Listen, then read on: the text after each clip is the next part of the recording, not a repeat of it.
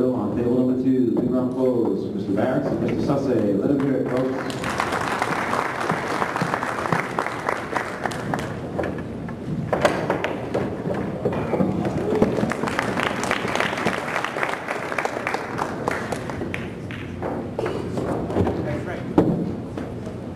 Mr. Black, Mr. Eckert, big round of applause to both those players. You'll see them both this afternoon and this evening.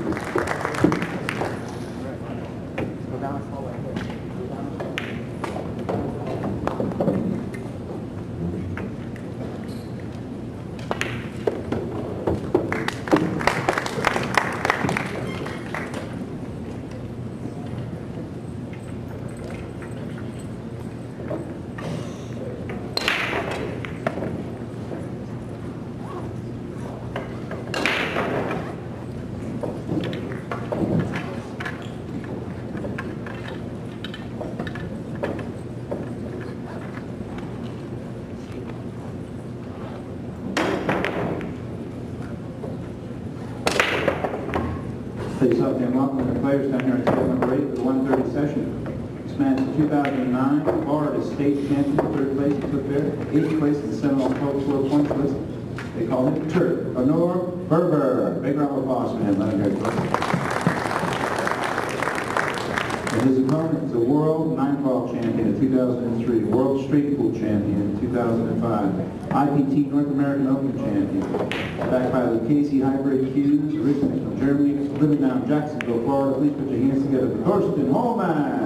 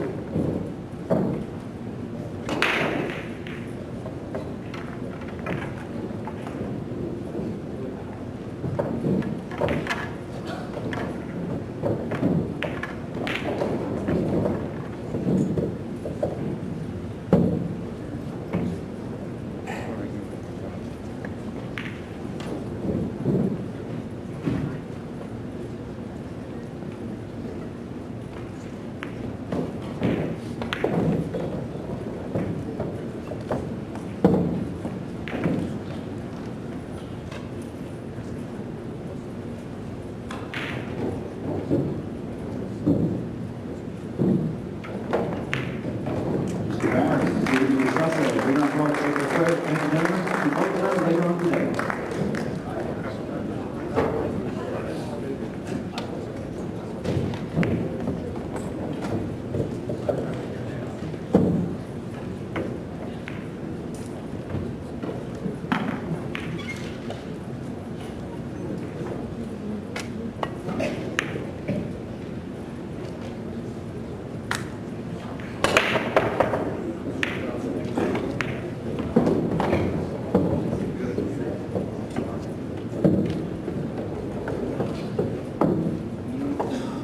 Ladies and gentlemen, help me welcome the players for 1:30 round down here on table number 2.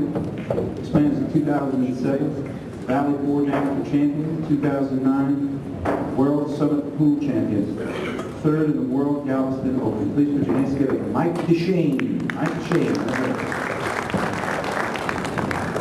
And his opponent, ladies and gentlemen, Pennsylvania State Champion, 2004, New York State Champion, 2001, Tim Scruggs, Tour Player of the Year, Blaze Tour Player of the Year, sponsored by Donnelly Custom Cues, in memory of Tommy Buddy Donnelly, March 10, 2010. May he rest in peace. Please put your hands together for Eddie the Hammer Abraham. Right there. Gentlemen, when you're ready, I'll take it.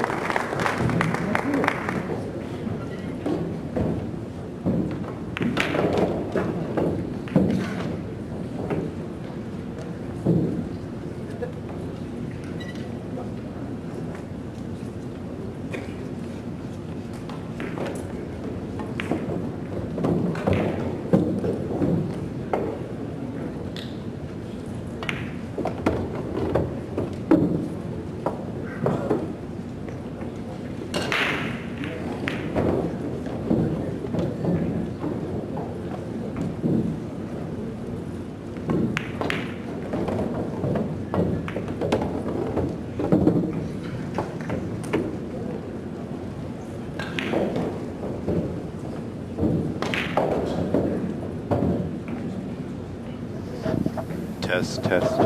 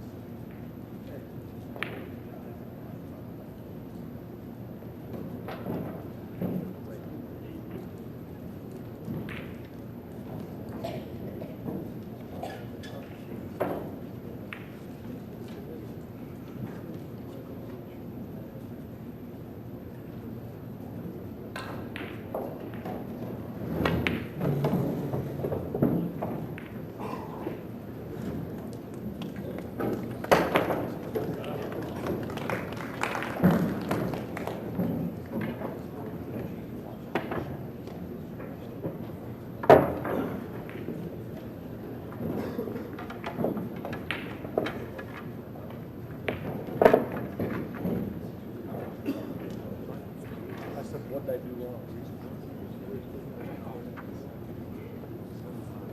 I got 20. But it's 10 got better.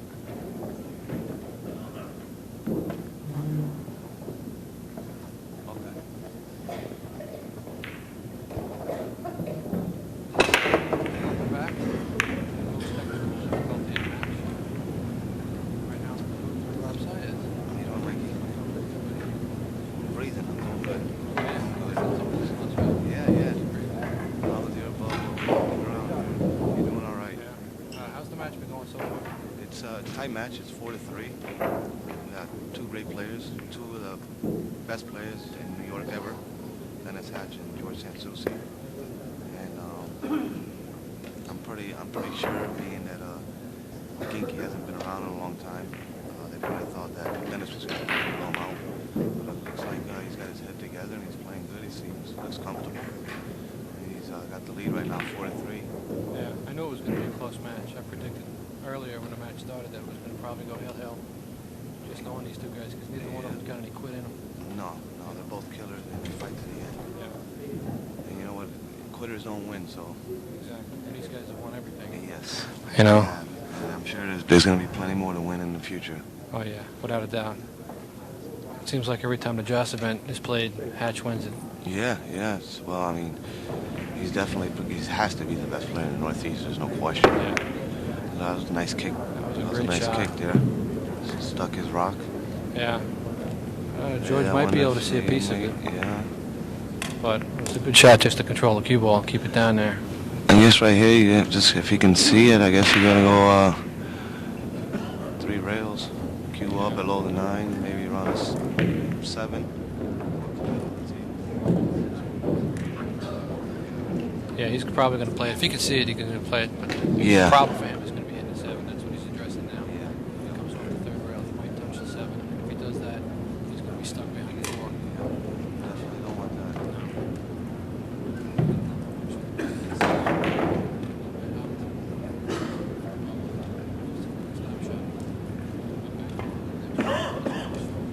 Yeah, possibly. I'm gonna bet. I mean, from this angle, it looks like he can make it. I'm gonna bet he's definitely gonna shoot one in the corner. Go 3 rails. That's my bet. I think that's the right job. Or he's gonna, yeah. That's what he looks like he's doing. A little bit of high right. Yes, sir. I think he's going to play mostly right instead of high. Get away from that 9. Oh, he hit the 9. That's not good there. No. Yeah, so more right hand spin would have threw the cue ball towards the end rail faster than the high. Now here, if he can't see the 2 ball, I'm assuming he's probably going to go rail first, and I don't know if he can get to the side rail here and maybe like try to stick the rock. I don't know. Maybe kick the 2 in the corner. Yeah, It's tricky though, but he might be able to. He might scratch. Yeah, he could come off the left side of the 2 ball and go right in the pocket. Yep. It's tricky here with the 3, the 6, and the 8 there. You know, you don't have no space to kick the 2 and try to get the 2 out the way. Exactly, Pretty much everything's gonna stay down tail. Yeah, he's gonna make a good hit on it. That's no doubt. But like you said, the 2 is probably gonna hit the 3. It could hit the 8. Yeah. The 5 kind of. There's a lot of things in the way keeping that 2 ball from getting out of there. And you don't want to You don't want to go too deep either and just nick the 2 and scratch right in the corner. Right. That's going to be the other problem. Maybe kick the 2 in the corner. It's tricky though. He might scratch. Okay, yeah, he's going to do that. Probably bottom left. Yeah, and try to hold the cue ball. Right. I think you could hit it full enough to stop To it. stop it, but see it stay up. Exactly. With the 3 sitting there, he made a good hit on it, and he made the safe, played the good safe, but Yeah, well now he's gonna thin it and go 2 rails and probably put him back here in the back rail. yeah, behind. Try to get him behind the 10, yeah. Right. Yeah, that's a great shot because even if he leaves him a hit on the He's ball, rail to rail. right, and he's got no open pocket really. 2's going to be nudged up on the 8. I definitely would love to. I don't mind leaving my opponent rail to rail. That's for sure. Yeah, if you can't leave him tight behind the ball, you got to leave him. I'd hit it. He hit it thick. He hit it thick. He hit it thick. Now I don't know if he can get. I don't know if he can bank this 2 and stick the cue ball behind the 8 and 6. I don't know how low the 2's sitting. Right. I don't know if he can cut the 2 in. He might be able to cut it in. No. If he plays it with a little bit of right, he'll hit the 6. The cue will stay down there for the 3. No, that's too much gamble there. Okay. I say he's gonna thin it and go 2 rails and go behind the 10 over here. That's another good option because That's what he's gonna do. That's what he's gonna do. And you're keeping distance in between the 2 balls. Yeah, now if he gets behind that 10. Yeah, this is gonna be a tough hit here. The 4 balls blocking here. You got the 10 and the 5 blocking you here. Right. Field goal between the 8-6. He might be able to see it.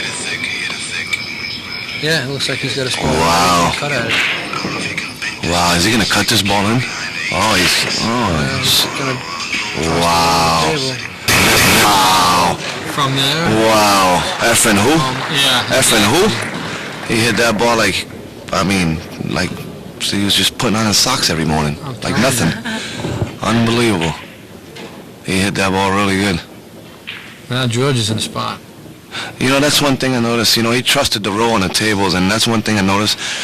When I play on a diamond, it just feels so solid, and it seems like you don't ever see the balls roll off. Yeah. They play really good. I don't know. I just love these diamond tables. The diamonds play excellent. Yeah. They're always consistent with the diamonds. Yes. Real consistent. But that was a great shot from 9 feet away. It was. It really was. Now George was looking to be on the offensive right there. He figured maybe he'd get a cue ball in hand. He played a good shot. I mean, Dennis just coming with a. George He is just kind of come with stuck it. right here because Yeah. even if he hits the 2, it's going to stay right there. 8 might go in. He might call the 8. But Yeah. he tried to sneak up under the 8 somehow. Yeah. No, All right, well, I mean, I guess maybe you can shoot the 2, maybe off the 5, and kick the 2 ball this way to the right, and he'll stay behind. and stay behind the 6 with the cue ball. But then you got to be careful you don't hit it perfect and make the 5 in the side. You know how the balls roll sometimes. How about thinning the right side of the 2 ball? And sending the cue ball Sending up the cue table. 2 rails up behind the 5. Maybe the 3 will I come like, towards. yeah, I like just nicking the 2, barely moving it, Exactly. and then coming 2 rails behind the 10 again Yeah. to the right rail. I think he's gonna go with the first option. Yeah, he's going to try your shot. Oh, he did. He went the other way. He went the other way. He might have gotten him. He might have got I him. don't know. He might have got him, but I think he definitely can see it. Yeah, but I don't know about making it in the side. Tricky angle because with the force follow, tough. The side pockets are tough when you hit them with speed. If anything, yeah, he played in the corner, float over, hit the rail and float over into the middle of the table for the 3. I think he'd have to play this above the side pocket with the cue ball. Yeah. Right? I mean, I wouldn't want to hit this with bottom or, You don't want to play with that side pocket. you just roll it in, a little high ball above center, maybe touch a right-hand spin, just a touch. You just get that cue ball naturally coming above the side pocket instead of trying to hold it. Yeah, and gambling with that scratch in the side. Scratching the side. He could hit the 4 maybe. I don't know, see him get tied up behind the 4, but the only good point that is that the 3 ball is by that right-hand pocket where he's at now. Right. All he has to do is make this 2 ball. He doesn't really have to worry about position. Well, the tables are playing a little snug, so it's not like he's shooting a hanger either. No. It's definitely a tester. I think the tables are still new enough that even if he hits the long rail... Yeah, he's be able to slide in a little Exactly. He could hit this ball almost between the middle diamond and the first diamond, and it'll probably still slide right in. But then later in the week, Oh. Saturday, Sunday, the play that these tables are getting, that's not going to go in. No. This is gonna tell you where he's. This shot's gonna tell you where he's at. Yeah. Oh. He played the draw.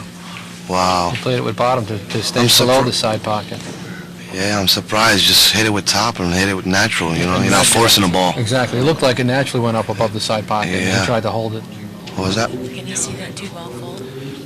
It looks like, yeah, I'm sure, yeah, you can see it too. Yeah, he's probably got the whole No, ball. I think he's just I guess maybe just punch it out a little bit, one rail. and then go between shoot the 3 in the corner and go between the 8-6 and shoot the 4 in that corner, the bottom right corner. Yeah, it depends on how much off the rail you can get. Unless he's straight in on the He's got a pretty 3 and he much could get. Yeah, Wow. he looked like he was dead straight. He tried to draw. See, I would have just shot the 2 and give myself a shot on the 3, guarantee myself a shot instead of trying to force the ball. Yeah. Guarantee, just make the ball. Yeah. Yeah, you can't shoot the 3 if the 2 doesn't drop, so Yeah. you should have maybe just cinched the 2 ball, like you said, and he'll have a dead shot on the 3. Well, here he's probably gonna bang the 2 cross table and probably try to stick him behind the 8-3 and nudge the 8 out or something and stick him on the 3, break the 3 out. Yeah, that'd be a good shot if you can separate the 3 and 8 a little bit. That's what he's looking He's got at. to get him safe, though, if he does that. Yeah, If he yeah. breaks that out, if he hits the 3 first, let's say, and pushes that past the 8, and Well, you wanna bank the 2 to go above the side pocket. right, tie it up with the 9 and 7, maybe. Yep.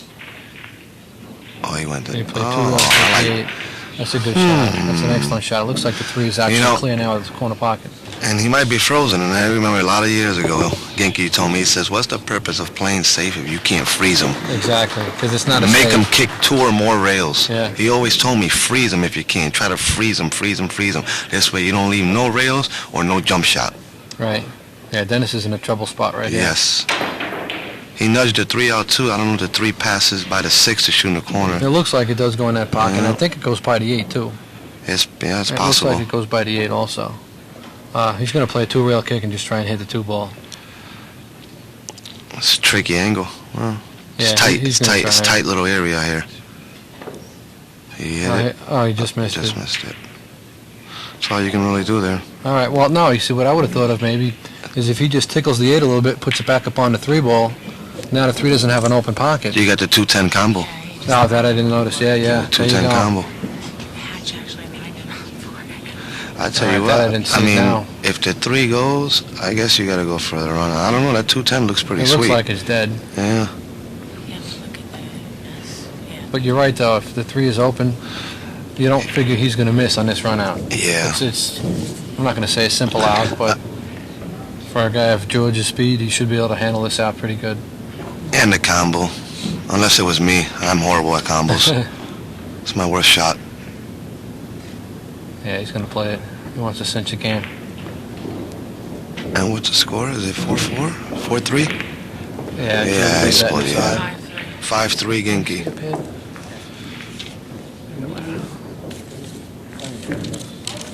He looks confident. He came here to play, that's for sure. Yeah.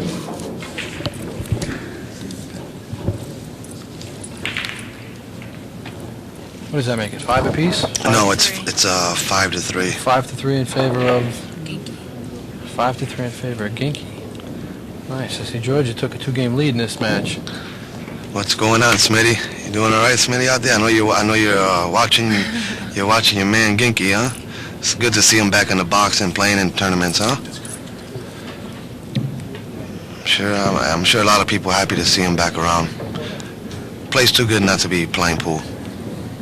It's definitely a waste of talent if he doesn't keep it up and keep playing because he's got a lot of character, you know what I mean? And just it's good to have people like him around.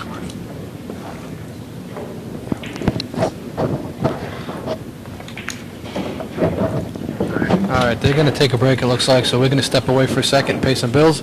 Don't go anywhere, guys. Refill the coffee Pay pot. the bills, and I'm going to feed my 5 kids. Yeah. Billiards is a state-of-the-art pool room with new equipment, new owners, and a new smoke-free atmosphere. It's fun for everyone. Visit us after the movies. We're located in the Hempstead Plaza on Route 27, Somerset, near the Wawa. One Shot Billiards is a state-of-the-art pool room with new equipment, new owners, and a new smoke-free atmosphere. It's fun for everyone. Visit us after the movies. We're located in the Hempstead Plaza on Route 27, Somerset, near the Wawa. One Shot Billiards is a state-of-the-art pool room with... Since 1975, McDermott Cue has consistently raised the performance standards for what billiard players expect from a high-performance cue. Introducing the highest evolution in shaft technology. Our new G-Core shaft features a triple-layer design which reduces vibration and minimizes shaft distortion. The patented Intimidator iShaft series incorporates a full-length carbon fiber core that results in the most radical consistent shaft on the market, from our ball-breaking big boy shaft to the surgical precise i3 shaft. McDermott Cue. Hardcore performance for hardcore players. Here's some breaking news. Inside Pool Magazine can now bring the world's greatest players right to your front door. Subscribe to Inside Pool for the annual price of just $19.99. Each issue is action-packed with high-impact photos, tournament coverage, in-depth player profiles, and much, much more. Call 888-428-7665. That's 888-428-POOL.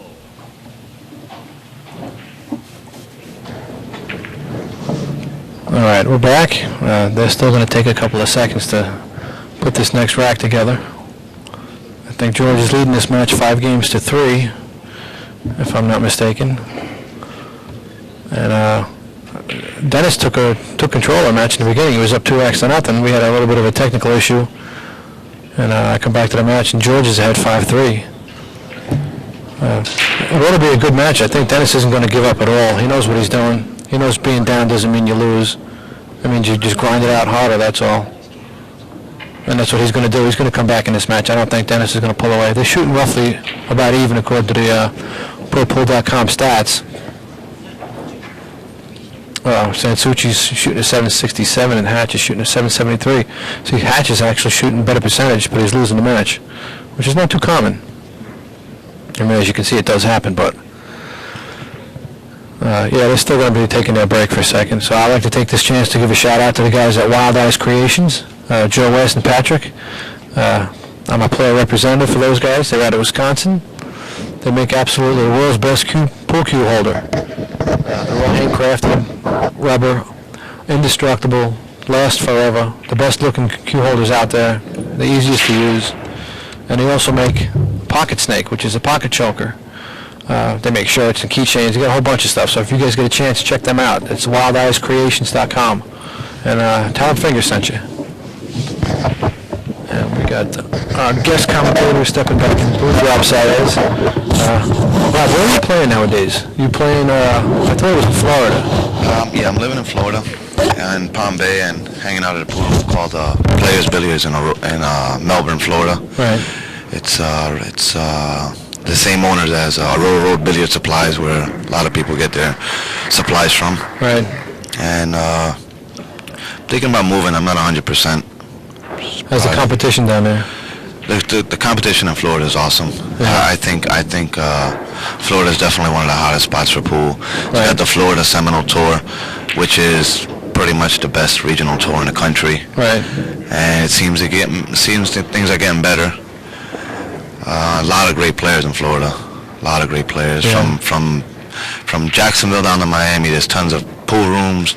Everything is it's just really good for pool. I would imagine every event that you're playing, you're going to run up against the best players in the country. Absolutely. Yeah, every event that you go to on a 10-ball tour in Florida, it's like playing in a mini pro event. Right. It's like they always come. They fly in from everywhere. Oh, they're flocking to Florida for the pool. Yeah, man. You know, I mean, the weather's great. Yeah. A lot of pool. What else you want? I was going to say the conditions are probably nice down there. I mean, for pool. Up here, if we get a snowstorm or something, we don't go to an event. Yeah. You know, we can't do it, but in Florida, Florida's never. You don't never have that problem. You know, maybe an occasional hurricane once a year, maybe, but if it snows up here, it's pretty bad, or it's heavy rain or something. I'll take my chance on a hurricane to get to a pool room. Yeah. Yeah. Right? Hey, gang, get under the pool table. That's all. All right, we're back. Looks like Hatch is set to break off. Standing outside. And he hit him good. He made the 2 in the corner. By the entrance. He's got a cut on the 3, but he ain't gonna play it. I'm sorry, he's got to come on the 1 ball, but he ain't going to play it. That 3 ball rolled up onto the 4, it looks like. I don't think it goes in the side. I'm looking for him to duck right here. I don't see him trying to go for this. I think maybe I would the 1 towards the 5 and 8 and play 1 rail up behind the 6 and 10. play the 1 by the what? I figured if he tries to bank the 1 by the 5 and 8, he went the other way to try and get under the 7 ball, which is a good shot. You know why I don't like that shot. You gotta be too accurate. Too precise. You know, and where if he would have banked the 1 up here and gone 2 rails behind here, if you hit it short and you bring the 1 ball here, you have, rail. you know what I mean. You got options. If you hit it weak, yeah. And then over here you got 2 balls, and if the 1 ball gets here, you got another ball. You get the 7. Even different, more and more possibilities. Even if you give him a shot, he's got a full table cut shot with no guarantee of getting on the 3 ball. And then you leave the 1 ball on the rail, and you know what I mean. You got to make them work. Yeah. Here, you get 1 ball's in the middle of the table, and if you don't get behind the 7, yeah, leave it straight in. Shot. He's got a good shot right here, I think. I don't think the 3 ball goes by the 4. I'd say he'd probably play. I think the carom. Yeah, I think he's going to play almost like a stop shot here, but he's going to force it forward 2 or 3 inches. Yeah. And he's going to carry the cue off the 3 into the 4. The problem is, what are you going to do with the 3 afterwards? Or is he going to hit it hard enough to try to go 3 rails with the 3 ball after he caroms a 4 and to swing the 3 ball back around? That might work. I think he'd have to roll a little bit more forward for that. Yeah. I was thinking if he cuts it in, plays the carom, pushes the 3 towards the 5, he might be able to play the 3 off the 8 maybe. You play the 3-5. That still gives him some options, but yeah, it's gambling. Now, Gambling if you now I mean he's got no choice. He definitely has to play the carom. Question is, where's the 3 going to land? Well, like you said, I think he might actually get this one a lot firmer Go than 3 you would rails, think, right? And swing the 3 ball back to where the cue ball is going to stop. Exactly. He can almost play like a stop shot on this shot. Carom the 4, stop the cue ball right there, and force the 3 rails around. And if it comes up short, he might have it in the corner past the 7. If it comes up perfect, he'll have it in the side maybe. Yeah. If it goes too long, he might have it in the upper left-hand corner. A lot of possibilities. Exactly. Playing percentages. Exactly. You know, they put 6 pockets on the table for a reason, right? Absolutely. If there was 1 pocket, it'd be called golf. All in one. You know? So let's see how he executes this. I think he's going to hit this one pretty good. With good speed. Yeah, like Rob said. Get that 3 ball in. Absolutely. Perfect. I've been around a little bit. Exactly. See that? Perfect right in the center. Yeah, like the hanger. Yeah. Well, for these guys, it is hangers. You know, Yeah, right. They know where the cue ball is going to go. They know where the object ball is going to go. Unlike the amateur player who's afraid to cue ball. You know. That's why all the amateurs need to be watching all this on Inside videos. Exactly. Every way. It's just going to help you. So Yeah. There's no way the more you watch, the better you're going to get. Yeah. But you got to do your homework too. You're going to want to get better. This is a great way to do it. I think the videos are an excellent tool to help teach yourself, help learn. This is the way I learned. I was watching videos like this. I never took any lessons, never read an instructional book, nothing. And I used to watch matches. When there was no DVD, there was still VCRs, and I'd have to sit there and rewind the video, rewind, and I'd watch it over and over and over again. Yeah, that's how I picked up my game. Was just watching the better players. If you're around the better players, you end up being better than the better players. Yeah. That's the only way to get better. Yep. It's like a boxer. A boxer gets punched in the face how many times before he becomes a champion? Yeah, exactly. You know? Yeah. You gotta take your bruises first. You want to be a world beater, you got to be beat by the world. Yes, sir. Absolutely. Pinky's looking really comfortable. He's looking really comfortable. That's 5-3. You know, anything could happen. It's still early in the set. Right.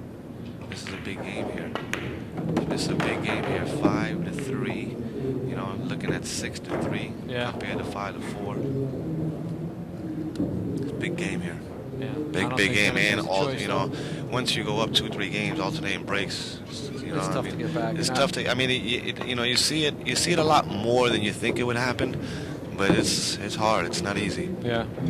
And right now, Hatch He's almost conceding this game in his mind already. Absolutely. Because George isn't going to miss these 3 balls. Yeah. Well, at least he's not supposed to. Right. Funny things happen. I Balls could miss around. these 3 balls. I could get funny on a 9 here, but I don't think George is What are you trying to gain some customers? Mate, well, you know, a little side money. There you go. You played that one good. Now the question is, does he just float his rock over to the right? Yeah. Yeah, that's what I would do. I would play just like a little bottom left and come straight across the table a little bit and let the spin maybe help bring it up towards the center of the table, and he'll just take the cut from there. Yeah. It's definitely a safe shot. This way you don't have to do too much work with the cue ball. Right. Take a chance of forcing it and missing it, and it'd be horrible to miss this shot right now. It's 5-3. Is he going high? He looks like he's going high. Yeah, he's following it. You know, I like that shot, you know, because it's just natural. You know, you're not forcing the ball. A lot of times when you shoot that shot and you just try to float you draw the ball. Right. That's true. Here it's just natural flow. Everything just goes naturally, That's and the cue balls go straight to the 10. Yeah, and I think George is going to put this one down. Yeah. 6-3. 6-3, George Sansouci. Once again, you guys are watching live streaming feed of the Diamond Pro Players 10-Ball Championship.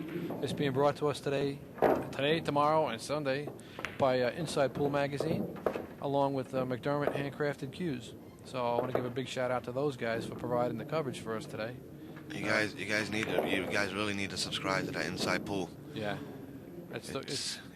There's not many people that are trying to support pool with magazines and coverage and stuff like that. So the more you support, the more you're gonna get. Exactly. And Inside Pool is one of the better magazines for pool coverage. Anything you need is going to be in that magazine. Yes. Any kind of products you need to buy, instructional information, tournament results, player profiles. Everything. It has everything. Tournament schedules. Regional events, pro events, player profiles, what's in play and in pool players' cases. What's in the case. Everything. Exactly. And you can go to InsidePoolMag.com, the online magazine, and I think that's got even more content in it. It's even got links to, I guess, the matches, too. So if you guys aren't going to that link, I think it's time to wake up and smell the coffee and get on the job. Yeah. And if you come down to the Expo, which is a great place to get your subscription, you get a better deal than you would normally. Yep. And they're giving discounts and giving away shirts and giving away all kinds of stuff. Yeah. All you do is subscribe. I said this more than once. If you guys happen to be east of the Mississippi, there's no reason you guys can't get down here for this event. If you love pool and you're not here, then something ain't right. Well, if you love pool and you're not here, then you just don't love pool. Yeah, makes sense. That's the fact. That's definitely true. All right, we're watching Dennis try and play safe on George here. No, he looks like he overstroked that a little bit, and I think George can see the one. But George doesn't have an open pocket. He might decide to just thin the 1 ball and stick up behind the 9. That's tricky. I think. That's tricky. He might hit this hard. I think he's gonna hit the 1 into the 9, carry him the 1 this way, and swing the cue up behind the 8. Yeah, that would be an interesting shot. That's my only child creativity, sense of humor. Like, you know what I mean? I have a lot of time on my hands, especially growing up as a kid. So I think of crazy things like that. Maybe that's why everybody busts me. You know what, though? I mean, that's what I did when I played pool. I said, you know what? I'm going to see what happens when I shoot like this. Yeah, try it. Because now if it comes up in a match, look, now he knows what's going to happen. Now, he's already done it once. He's got a feel for what's going to happen. See, no, I didn't like that at all. I didn't like that at all. The only saving He got grace, fortunate here that the 2 ball down table. He's over the 6 ball. Yeah, he's 3 tops on the 6. There isn't really much you can do. I don't even know if you want to make this ball because you might get stuck behind a 4 or 5. Oh, he's gonna get stuck. He's not. I guarantee you, he doesn't even play this shot. I mean, there's really, I don't know. I mean, there's not much that you can really do here. I mean, you can't even really try to duck. No. The only thing I can see Dennis doing, and he's lefty too, so I don't know if that's going to help him or hurt him in this situation. I think it's going to hurt him. See, he might be playing it. If he plays this, you know, he might just draw. He's a tall guy. 6 inches.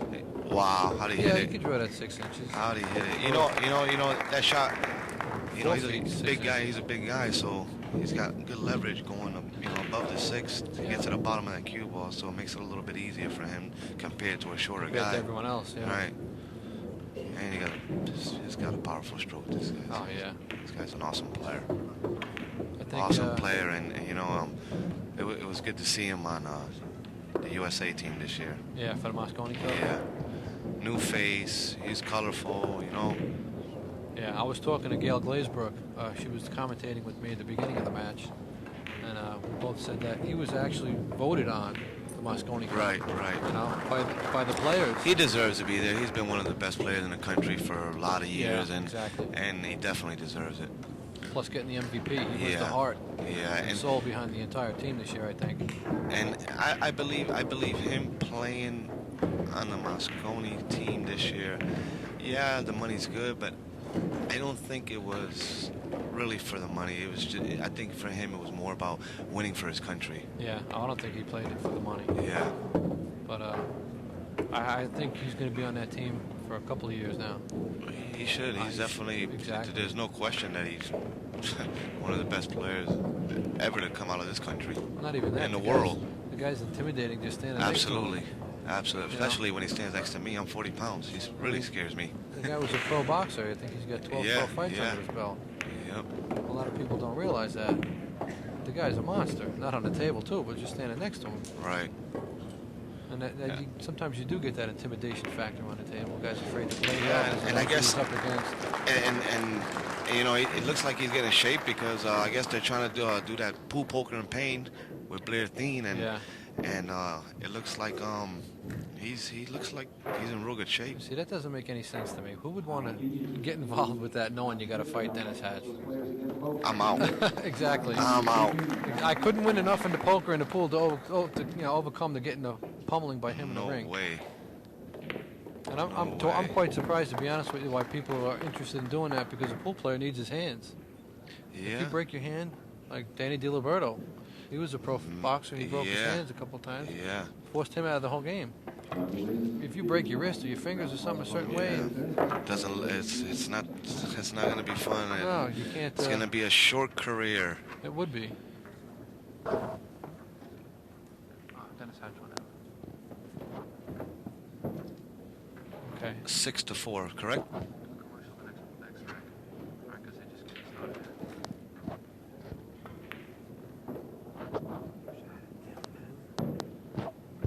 Yeah, I think George Sansouci's now leading the match 6-4. And he's pulled ahead a little bit in the stats, too. 808. Yep. Hatch is shooting a 778. But Dennis has got the break right now. And I'll almost guarantee you, if he puts the ball down on a break, that number's going higher than 778. Absolutely. He's got a powerful break, too. I like the way he breaks the balls. Yeah. He's going to bring that cue ball right back towards the end of the table. Is that what he's been doing? Yeah. Absolutely. Yeah, straight back. How straight did he hit that one? He hit a ball, but he didn't make a ball, but he hit it dead square. I mean, look what a cue ball is that. Yeah. Dead center, and it went straight back. And it went off the rail a foot. Yeah. So he definitely hit that one square. I don't know what George can do here. He can do a lot of things, but like I said, when I try to teach people a little bit about playing, you got to find the right shot. Yes. You know, there's 100 shots you can choose from right now. But you got to choose the right one. Exactly. Because how many times have you shot the wrong shot and lost and say, oh, I played the wrong shot? Yep. So I don't know what he's going to do right here. That happened to me today. I played a bad shot, and I was up 5-2 and lose to Ronnie Wiseman. Did you? Yeah, I ended up losing 9-6. Oh, that's not good. Momentum switched completely, right? Yep. That's pool. That's pool. You gotta. It happens. You know, it happens both ways. Yeah. Doesn't mean that I can't win from here. No, hell no. All I need is one barrel, and that's what I got. Yeah. One barrel. Definitely makes it a lot tougher with all these world-class champions. Oh, a bunch of killers in this event. This is always a great event. This is always a great event. Alan does a good job putting this together. Yes, he does. Yes, he does. A lot of work. But it's worth it. Yes. Like I said, if you've never been down here to experience it, you really need to get down here. Yeah, it's nothing. It's nothing like someone explaining it to you. You No. have to see. You have to see it with your own eyes. There's 2 different levels. There's 130 different vendors, I think. He's got- So many tables. He's got downstairs. There's got to be 140 something, 150 tables almost. Wow. The 7-foot bar boxes. Tap, I think, is having a Yeah. rally in the valley. Yep. They're having amateur events. They're having senior division. They're having ladies Women's division. They're events, having yep. open division. They're having a pro-am division. Junior division, A junior right? division. I believe they're playing a juniors event on top of the pro event that you're watching today, on top of the artistic pool. And then there's a pro-am. Then there's a pro-am, and I think there's even going to be a ladies tournament, Yeah. an Yeah. invitational women's professional event. Awesome. So you got to get down here and watch. I mean, where else can you go for 4 days and have so many tournaments, so much to do, food, Yeah. everything, all kinds of cues, great cue makers. Some of the best cue makers in the world are here. Right. I'll go one better than that. Some of the greatest people in the world are here. Yeah. A lot yeah. of these people. A lot of that good make people cues here. and stuff. They're the nicest people you ever want to meet. A lot of good people here. I'd like to give a shout out to Andy Gilbert. He's my cue sponsor. Makes a great cue, and him and Vicky are really, really nice people. So if you guys ever get a chance to get to the booth, you need to see his work and meet them. They're very, very nice. Yeah. And he makes a good cue. Awesome cue maker. Definitely one of the best in the world right now. And you need to hurry up and get some of his cues because the prices are going up Yeah. high and fast. It's definitely a good investment. All right. Well, we got a little bit of congestion around here now, so I don't think there's going to be a run out. I'm going to say maybe bank the one ball out this way and put the cue back over here. Yeah. Or if you can get to the bank the one out here and bring the cue back down table. Depends on how far the one ball is away from the side hole. I don't know if he can get to the right side of the one and hit that rail. But I think he's going to go with the first Yeah, option. it's going off the. Oh, no. Yeah, that way. See, it's a good thing he got there. He got, fortunate that the one ball got tied up. But again, he tried to play safety behind one ball when he should have just played it into the general vicinity and leave the cue ball, the one ball here. Yeah, and he's got a bigger you target. you got 3 balls to block you. He's got a bigger compared target to like area. just playing fair. It's just too maybe too accurate. Yeah. Well, again, George is kind of stuck right here. He can't play the one. He's got a bank. He's gonna bank the one. But and exactly. bring the cue ball back down table. You think he's going to bring it kind of straight down in between like the 9 and 6? Yeah, I would. What's he? Is he banking the one? He might be banking the 1-2 rails. Yeah, he played it one rail oh, soft, got and the he kiss. did it again. Got the kiss. That's unfortunate. No, He this left is it right this front of is the side this is pocket. really big here. It's 6. What's the score? 6-4.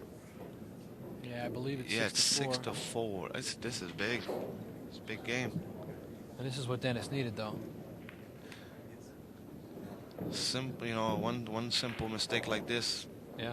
Next thing you know, it's handshaking time. That's what I mean. Here, put your cue away. Yep. I believe this is still winner side action, though. Absolutely. So, one loss doesn't mean you're out right here. So, whoever happens to come out on the losing end of this is still in the tournament. I think you got to look for them to be a favorite because now they want to win this. Yeah. They realize they're down to 1 shot left, and they ain't gonna give up. They're gonna come out aggressive. And Dennis now is just checking out to see if the 3 goes to the side, which it does. He'll just play 1 rail and get straight in on a 3 almost. I think he'll roll this forward a little bit, get past the 9. Yes. Yep. And just play the 4 and a corner, 5 on the side. Yeah. I believe the 6 goes past the 9, which is when you just checked that out. Based on where the 4 and 5 is, any Right. position on the 5 to get to any other pocket shouldn't be a problem. It shouldn't be an issue for Dennis. Just in case it doesn't go past the 9. I don't know if it goes past the 8. It doesn't go past the 7. It doesn't look. Past the 7. He always looks so solid and confident at the table, doesn't he? Yeah. Looks like a mountain up there. Now he threw that back a little too much. He's right here. Yeah, but I think he's going to work. I think he's going to play this bottom left and come 2 rails for the 6 in the lower right-hand corner. Yeah, that's what I was thinking. To me, that seems to be natural. If he goes forward, he's got to play 3 rails almost. He might try to play 3 rails and come right above the 9 and play the 6 on the side. I don't like that shot. Yeah, I don't think he can get there. He's going to go forward, though. See what he does. I think he tried to play the 6 on the side. Yeah, that's exactly what he tried to do. I mean, He came out okay. It came out okay, but I say with the 2 rails, you just automatically come for the corner and just stop it. Now you're moving the cue ball here. Anytime you have to move the cue ball more than you have to, always a chance to get in trouble. Yeah, that's when things happen. Yep, the unexpected happens when you move it around a little bit too much. I think he's just going to play this 1 rail. Yep, natural follow. Yep. Nice and easy. Now, it looks like he did get straight in. Shouldn't be too much of an issue. He can just draw back enough to play the 9 in the corner.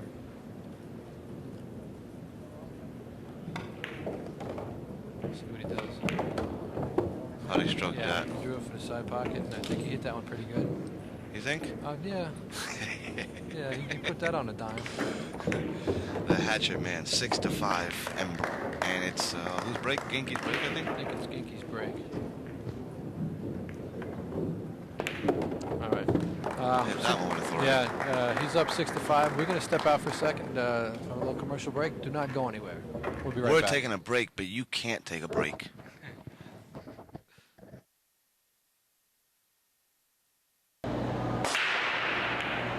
Since 1975, McDermott Cue has consistently raised the performance standards for what billiard players expect from a high-performance cue.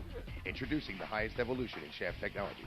Our new G-Core shaft features a triple-layer design which reduces vibration and minimizes shaft distortion. The patented Intimidator I-Shaft series incorporates a full-length carbon fiber core that results in the most radical consistent shaft on the market. From our ball-breaking big boy shaft to the surgical precise I-3 shaft. McDermott Cue. Hardcore performance for hardcore players. Since 1975, McDermott. All right, we're back. Looks like George has the break. He's leading this match 6 games to 5. 6 to 5, I believe, right? Yes, sir. Yeah, Dennis took advantage of that took advantage of the opportunity he had in the last rag. That's what you got to do to win tournaments. Yeah. Well, to win anything, but you definitely got to take advantage. George made a good break. I think he put the 7 ball down. No shot. Well, he's always got a shot. He might be able to thin this one in the side pocket for the 2 ball. I mean, that's a thin cut, but if he wants to be I aggressive. think if you cut that ball on the side, you're letting Whitey run, and when you let that cue ball run, you don't tell him what might happen. Only thing here is, you know, what's good here is that it's not just a normal tournament where you're gonna be able to like whack the 300 miles an hour and hope to get a shot or miss the ball and run into those balls and slop a ball in. You know, it's Right. like this tournament is definitely showing you the skill. Yeah. With these rules, it's taking out a lot of the luck factor. And Takes out all the luck factor. And I love it. Because I love it. if you get lucky on a guy, if you miss the ball and you get lucky, you don't get lucky no more. He's going to come up and Well, say, you don't you don't deserve to get rewarded when you get lucky. Exactly. It's a Well, game. if you made a bad shoot. This is a game of skills. So why get rewarded when you get lucky? Exactly. If you make a bad shot, You deserve should to get punished. penalized. Absolutely. Just like anything else in life, what happens when you speed down the highway? You get Yeah, a ticket. You get a ticket. So when you make a boo-boo here, you should get penalized for it. You should have to pay. Yep. What do you think he's going to do here? You have to call one or the other. I see 1 or 2 options. Spot. And neither one of them are appealing. This is. I see a little shot. I don't know if he can play it though. If he cuts at the left side of the 1 ball, sending it towards the side pocket and the 6, in between that 6 and side pocket, and pushing the cue ball through the 2 ball. And then stick him behind the 10. Stick him behind the 10. I thought about. I think he's He looks like he's gonna cut it. 2 rails and out. Oh, how does that turn out? Wow. Hello, 10. that's Yeah. the little bit of luck that would exist. You know what I mean? Yeah. You got fortunate that the leaf turned out that Which way. I mean, there's luck in everything, but you know, it's not like if he would have made the 10 and he would have got rewarded for it. Right. You know? Right. You still got to work and make the combo. It's not dead straight, but you should be able to just put this right in. 7-5. 7-5. 7-5.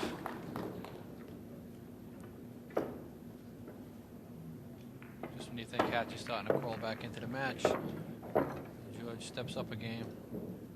That's what's the beauty about pool. You can be up 8-1 and think you got it in the bag, and the next thing you know, you're walking back to your hotel room with a frown. What happened? You say that. What happened? With the sounds like that experience happened to you. Has that ever happened to you? Absolutely.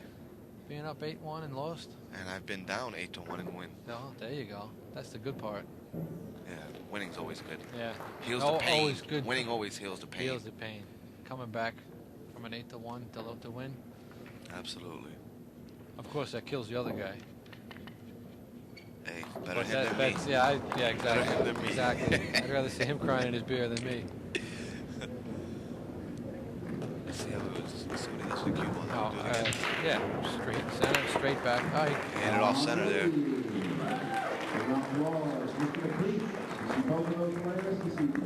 He made the 2 in the corner. The 1 and 3 are sitting pretty. I don't see any problems with this rack. Looks like it should be 7-6. It should be.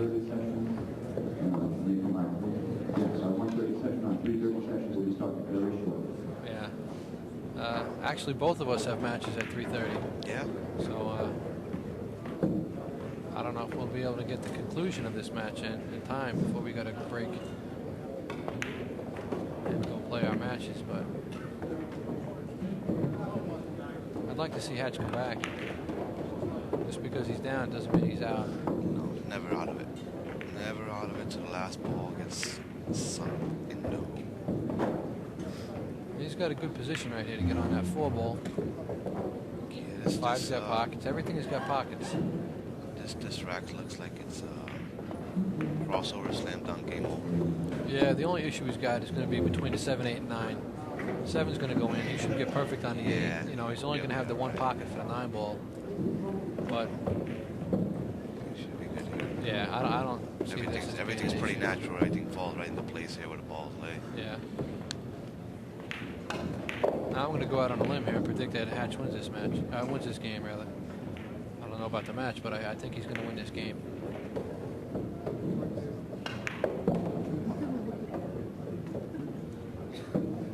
Let's see what he does here. He's just going to probably roll this up a little bit. Try to punch it a little bit. I'm going to punch it right in. Yeah, punched it right in. Now he's got a small angle on the 6. You think he's going to go 1 rail, or you think he's going to just stop this little draw? He's definitely going to go into. He's definitely going to go to the side rail and punch it out. And I don't know if you want to get to the right side of the 7 or the left side and go to the rail for the 8. You know, go to the side rail for the 8 after he makes the 7. Right. Or do you want to make the 6 and float over to the right side of the 7 and try to just flow down with a little follow? That's what I think he would want to do. Right. If he's looking at that 7 ball, he wants to be on the right side of that 7, going into the pocket. So like you said, he could just drift down naturally and get on the 8. And he missed the 6. He missed the 6 ball. Oh, something's bothering him. Wow. I think something bothered him there. Wow, 7-6, what a miss. That's 7-6. Yeah. And that wasn't that difficult a shot. I wouldn't have predicted that. No, I mean, I would have bet my soul that he makes that ball. I would have bet my soul he gets out. Yeah, that's what I said. I gave him the rack already. And I guess I'm not going to pick any lotto numbers this week. Man, what a miss. Yeah. Well, again, we've seen a lot of great players so far making these mental mistakes. Shane Van Boning missed an easy 8 ball on 1 rack. You bet $1,000. He'd make it 100,000 times in a row. We're all human. You know, we all make mistakes. Exactly. The ball is round. You never know. Yep. That's when you think you got everything won. Next thing you know. It's over. Like you said, the handshake comes out. And George George is using this new rack that they're using, the Easy Rack. And it looks, I don't know if easy is the word I'd use. Say it again. The rack he's using, the bridge, the Easy Bridge rather. It looks functional. It's got a lot of components to it, it looks like. Yeah, got some wheels on it too. It looks like there's a lot of thought behind it. You know, it doesn't look like it was just thrown together. Right, So it probably functions very well. It's got a pivoting head on it, so you can get any angle you want, which is good. I like it. If it gets the job done, everybody's going to like it. Look at that shot by George. All right, did he get too straight here? I think he's got a little bit of an angle. He can force it towards the 10. It's Yeah. tricky here. He's looking at the combo. I guess he doesn't have enough angle. Do you think he's going to draw this back? Or would he just roll up and play the combo? I think he's gonna. You see, he's looking to maybe draw it back. Either that. I don't know. If he draws it back, I don't know if he's gonna get. It looks like he's got somewhat of a little slight angle where he's not gonna be able to draw back and get to the left side of the table where he really needs to be. Well, he'd have to draw it one rail. Oh, back to the end rail. Yeah. Yeah, but then you gotta avoid the 10. And then you gotta avoid the 9 because how about if you hit it too soft or you hit it too hard? You gotta play field goal position. And the 8 might be a little low, like, you know, it might be tricky, you know what I mean, to get here. Because if you just get a hair out of line, the 9's gonna be in the way. Even if he gets above the 10 and tries to cut it in, he might hit the 9. Either that or he'll have too much of an angle. He'll have to go up and down table again. He wants to play the combination, but I think he's going to draw it. Because you see, he's looking to come back one rail to get back to where he's at. You know, a little bit, maybe a foot more to the left. You know, he plays really good straight pool. I'm surprised that he probably doesn't even, like, He might not have play to the draw combo. back. Yeah, Yeah, see. that's what he tried. Yeah, opted for the combo. He came up a little short. I wonder how low that 9 ball is. That he can probably play safe here. But I don't know if I like that looks the too safety. tight. Yeah. I mean, He can play the combination, just a little bit of bottom right, just a touch of, touch of bottom right. The 8 ball is going to sit right there for him. He shouldn't have that much of an angle where he can't keep the cue ball almost where I it like is. rolling on top of the. I think I like rolling on top of the. Yeah, I think he's definitely going to shoot the combo. He's a great straight pool player, and you know, a lot of combination playing straight pool, so probably feels really comfortable with this shot. My scary self, I'm playing safe. I'm rolling the cube on top of the 9. You think? That's what I would do. Especially at this 7-6. He missed it. He hit it too. It's not He an, overcut it a not an little easy bit. shot. No. Because you're not just making the ball, you're controlling the 8 ball, you're controlling the cue ball. Yeah. Yeah. All right, now what does Hatch do? I don't think the 8 goes past the 9. If it does, that's obvious. It's simple. He's out. If he has the right angle. If he doesn't, then he's got to do something. He'd probably just play like a soft stop shot. You know, enough speed to hit it to the pocket. And just float the cue ball like over here. Exactly. He's in a funny spot for sure. See, he's looking to play the 8 past it. It might go right past it. He might have half a pocket. I'll tell you what, when you're shooting into a half a pocket on a diamond, Yeah, good luck. be prepared.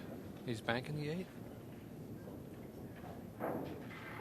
He's banking the 8 ball because it doesn't go past. You know, I thought about that. That's a great idea. I thought about that, and Players playing 130 rounds. oh, he hit that horrible.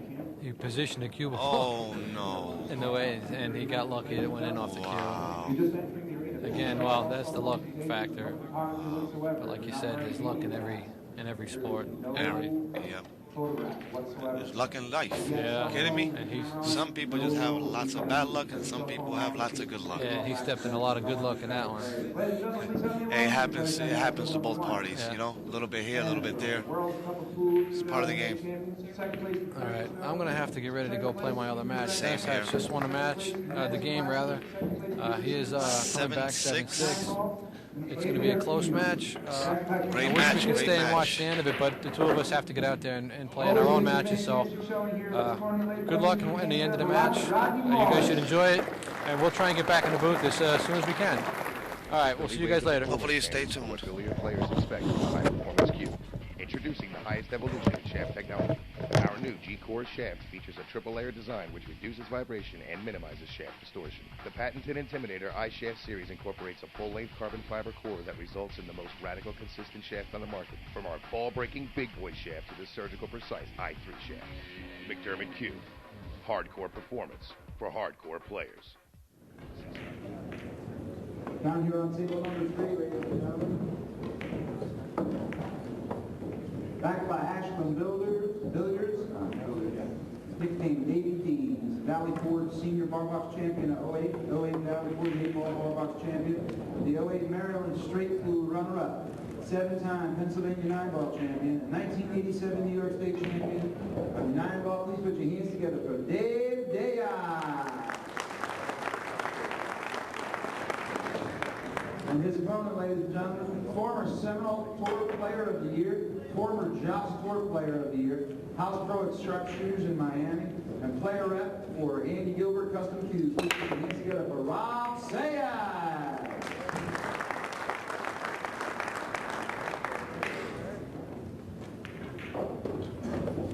Need another arm.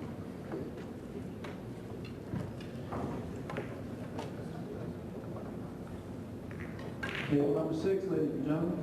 This man is backed by Gamblers Clothing and CTP Entertainment, playing out of Las Cruces, New Mexico, winner of the Utah Open Championship. Please put your hands together for Tommy Najjar. And his opponent, winner of the Joss Northeast Tour, number 2 player for the past 2 years solid on the Joss Tour. Please put your hands together for Dave Rao. Down here on table number 7, this man plays out of Quebec, Canada. He's sponsored by Tevior, and he is a Canadian champion in 2007. He is a 2-time Canadian champion in 2008, 2-time Canadian champion in 2009. They call him Shaman. Please put your hands together for Francis Perrier. And his opponent, ladies and gentlemen, is 2007 Ocean State champion, 2008 runner-up, Turning Stone to Johnny Archer. He's a diamond billiard player and New York City Giant, backed by the new guard. Please put your hands together for Jeremy Sauce. Down here on table number 8, this man is a 3-time back-to-back winner in the Tom Kennedy Southeast Tour. Multiple Joss Tour wins, backed by Predator Q, Joe Tucker Aiming System, plays out of world-class billiards. Boston, Massachusetts. Please put your hands together for Jared Lowry. And his opponent, ladies and gentlemen, 3-time state champion of Virginia, 2009, Babadoos Invitational 9-ball. House Pro of Diamond Billiards in Middle Oak, Virginia. Please put your hands together for Kerry Dunn. Gentlemen, for your 3:30 matches, live combat break.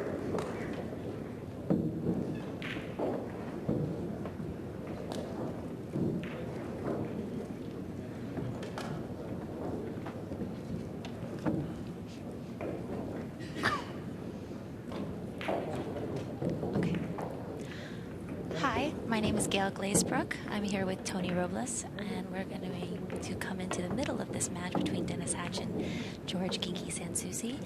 George is up 7-6 on Dennis Hatch, and Mike Fingers and I were commentating on this earlier, and we predicted it was going to be a very close match, and it is. So, how you doing, Tony? I'm doing great. It's great to be here at the Super Billiards Expo. I'm having fun. I lost a very tough match against Johnny Archer last night, 9-8.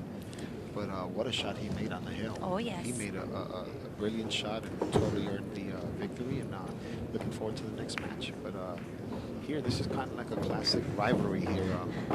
Dennis has always played Genki for years, especially when Genki was in the prime of his career. They've always had a lot of back and forth matches, so to watch him play here again is an absolute treat. And you can see they're very comfortable playing one another as the score shows. They're both neck and neck at 6-7. I think a lot of people probably would have suspected that Hatch would have run away with this given the momentum he's had this year. But I think people from the Northeast know Genki's nobody to be taken lightly. Yeah, exactly. That's correct. Especially with the exposure that that Dennis got playing in the Mosconi Cup. That I think that benefited him tremendously. Agreed. He's been playing a lot more lately. He's more intense, and he looked like he's hungry again. And I haven't seen him like that in years. As for Genki is also, continues to play in the New York area. He's always tough to beat, always a force to be reckoned with, and that's why it doesn't surprise me that it's a close match. Exactly. And for those of you out there that do not know, I've been in touch with Alan Hopkins, for the last 2 to 3 months, asking him if he would be willing to consider using the rules that we started using on the Predator Tour this year, which is my tour, and I felt that would definitely clean up the game a bit and take away anywhere from 85 to 90% of the luck factor, and everyone absolutely loves the rules as far as I know. It's either call shot, call safety. If you call the shot and you miss it, you have the option of making your opponent shoot again or take the shot from where he left you, and if you call a safety, that's the only time that your opponent cannot make you shoot again unless he wrongfully pockets the ball. Exactly. And it's definitely led to a more pure game. You don't see as much crap or slop in the game. It definitely makes the players step up the level of play and play with much more determination and precision. From here, I can't tell if he called the bank or if he called the safe. Yeah, just so that our audience knows, we're in the back room, so we don't get to actually see the players, see any kind of motions they make on whether or not it's a safety or they're going for a shot. So it's kind of hard to tell. But again, the beauty of it is if your opponent misses 5 consecutive times and leaves you behind a ball, he's paying for his mistake if you make him shoot again. I mean, and how many times have you seen a player miss a ball and leave the incoming player with the worst possible table, and the incoming player has to suffer for the guy not doing what he intended to do? I think he's playing the bank. If he does, he needs to hit it with follow to get the cue ball out of there. Ooh. He almost made the 10. He might still... Wow. You see? But see, with the old rules, if had that 10 gone in, he would have been on the hill. Exactly. See, if that 10 goes in now, well, if Dennis doesn't like the shot, he can make him shoot again. And the 10 ball gets spotted. And the 10 goes to the spot. And that's how it should be. It is at this level of play, these players know exactly what they're doing. And it should be accurate pool when you're playing at this level. There shouldn't be garbage in the game. What I see here, even if he called the shot, I wouldn't blame Dennis for taking this shot because you're not always going to return the shot if you see that you have an easy safe, because then you're trapping yourself by giving him the easy Exactly. safe. So I would imagine he's trying to put him up table near the 10 ball. And that's a lot of blockers in his way, unless he gave him the wiggle room between the 7 and the 9. And I'm pretty sure he was, he looked like a little disappointed there because I'm pretty sure he was trying to put him behind the 4. Yeah. And Genki's, like, in my opinion, one of the ultimate kick masters. No one's played him more than I have through the years. When he started, and I mean, I watched this kid practice 3 rail kick shots for 9 consecutive hours. It gets so So bored. he's so good at kicking. I mean, you can play him safe even frozen behind the ball, and he'll kick and he'll put you behind the ball. It's amazing. I was actually outside when Genki was outside. I said, Genki, how you feeling? And he says, boss lady, I'm actually nervous. And I'm like, Genki, you're one of the top pool players to ever live. Don't be nervous. Believe in yourself. Maybe that's why he's ahead 7-6. There you go. I'll take credit for Well, it. Thank I you think very what much. he's going to try to do here is hit the bottom rail, hit the 2, send it in between the cushion and the 5, and hopefully leave the cue ball behind the 5, 6, or 8. That would also give Kinky an opportunity to shoot the 2-10 combo. Well, he's probably taking his time because he needs to make sure that he hits this perfectly, because if he doesn't, there's a chance he might leave Dennis a 2-10 carom. Yeah. And I'm pretty sure that's not what he wants to do. And at 7-6, Kinky has neither player has room for error. He will not be happy with that shot. Well, that actually surprised me that he hit it that thick, because like I said, he's so good at kicking. Dennis has a really good table here.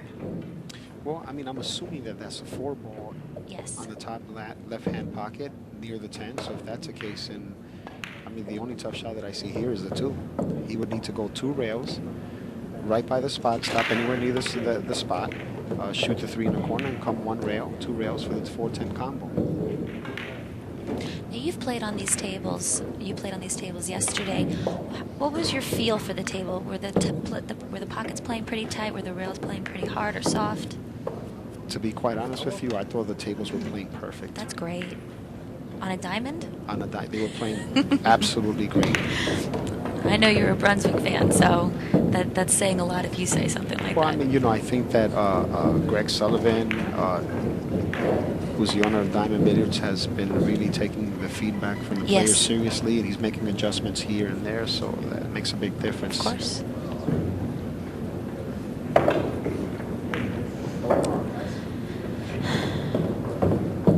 I say he's probably going to go 2 rails and come back up for the 3. Leave the cue ball by the spot, but he missed the 2, which is a shocker. Oh my, I didn't even see the 2. I was He looking at missed the cue ball. See, this is the beauty of the rules. He made a mistake, left Ginky behind the 6 and the 8. Now he has the option of making him shoot again. Exactly.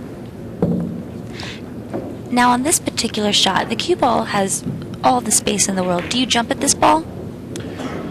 Well, I mean, you know what I'm going to say. I use a Predator jump stick, and You I use swear by that cue. So I love that cue. I'm not going to take this shot now. No. Because I really can't gain much, simply because you really can't. No one can gain much because you would need to draw the cue ball. And if you draw the cue ball, you're probably going to run into the 8 and end up behind the 6 anyway. Right. So you really can't benefit from it unless you cut the 2 backwards and into the 10, which really doesn't make sense. And it looks like Ginky did It's give the a shot very back. low percentage shot, so Ginky did the right thing, giving him a shot back.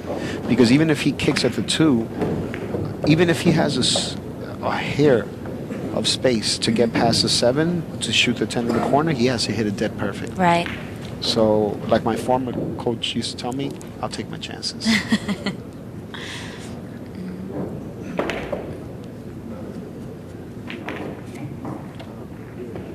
And that's a smart shot right there. You want to call the 10 because you never know. Every once in a while, you end up fortunate enough to hit it. You know, you end up hitting it dead perfect. I would think with the 10 ball hanging in a pocket, you nearly always call the 10 ball if you're sending a ball in that direction. I mean, you can shoot it 2 ways. Like I say, you can try to shoot the 2 past the 10, or hit the 2 on the thin side and send a cue ball to the 10. He has to think about that because he has to make sure that if he's looking to hit the top side of the 2, it's very, it's very risky because he could end up missing the ball entirely. That's why he wound up hitting it too thick because he wanted to make sure that he hit it. And See, now this is a tricky shot. And I would imagine Ginky is going to take this because this is very makeable, rail first. So this is, every once in a while, the player will luck in a ball, leave you in a situation like this, and you say to yourself, you know what? If I don't make this, I should be ashamed of myself. This is a do or die. That means that I haven't practiced this shot enough because every top player should know this shot coming off the rail and pocketing that ball. it's funny that this shot came up. I was playing in a tri-state one time, and Ginky showed me the mirror system. And really clever little system that they use where you take your finger and you kind of push it over to the mirror on where the cushion you're supposed to hit to cut the 3 ball in. So what speed is he thinking about in this shot?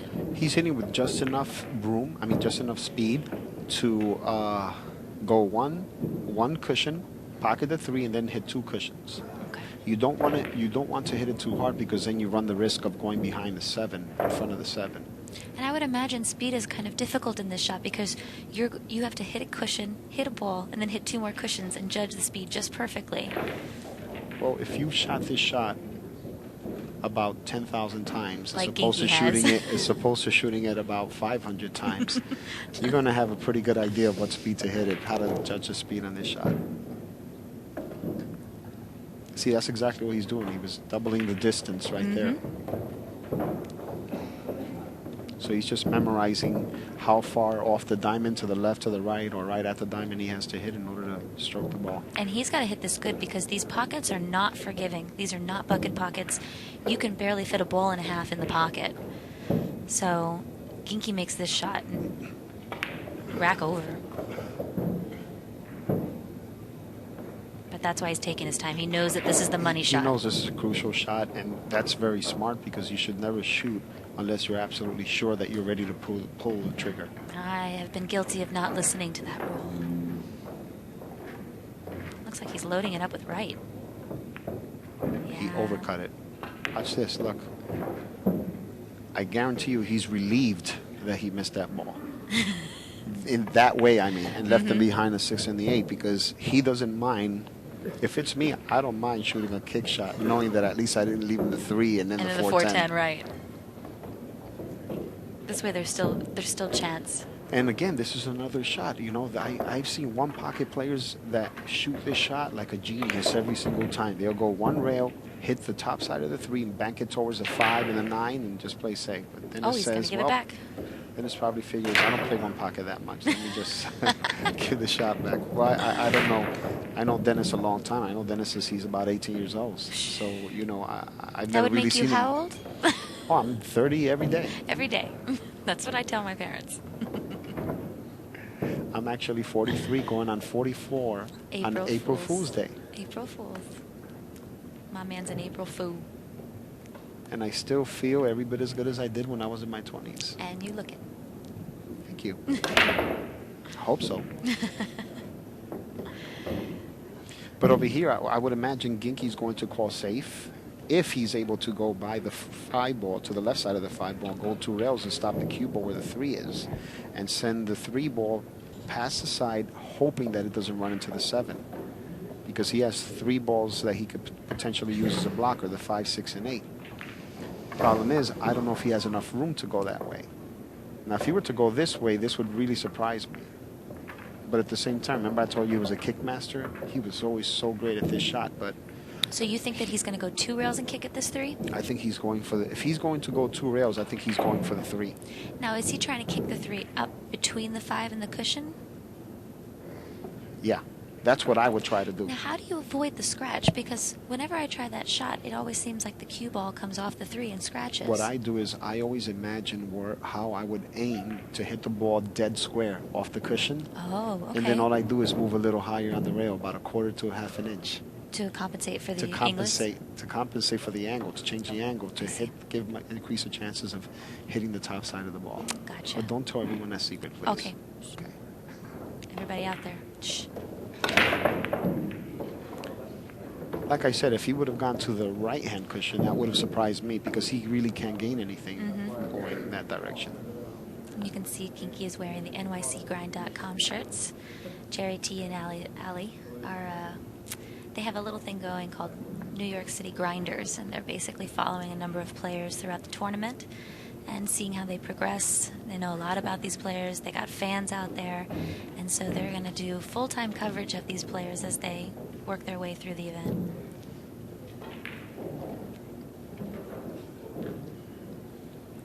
Something keeps making him wanting to go back to this shot. He probably figures, I practiced this one enough times. He's calling it. I feel good about it. He's going to call it. Yeah. So if you're calling this ball and you know you got to pop out for the 4-10 combo, how do you hit this? Well, I would try to go 2 rails, but it seems to me, I can't tell from this angle if he's going 2 rails or if he's going directly into the 3. If he hits it really hard, that means he's going straight for the 3. See that? It's a very, very tough shot to make. Very Okay. tough. Okay. He's not terrible here. Dennis can't cut that in the side pocket. So. He might be able to. You think so? I think his problem here might be controlling the cue ball. You know, if he's not hitting the 3. Oh yeah, from that angle, yeah. If he's hitting the 7 on the right-hand side, he always runs a risk of scratching in the upper right-hand corner pocket, but it doesn't look like that's going to happen. He's either going to hit it dead on or on the left side. Not even, look, he didn't even touch it. Oh. He's in good shape there. Pretty sure he's happy with nice. that roll. That was kind of a roll. Yeah, but that's part of the game. It's all, a lot of it has to do with the fact that he hit the 3 so good. So now we're going to have a 7-7 score, and I can see with that rack how this is taking as long as it's taking.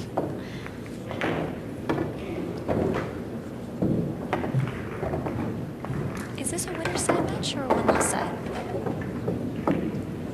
Winners, okay. So that's why these players are taking this so seriously. Not only are they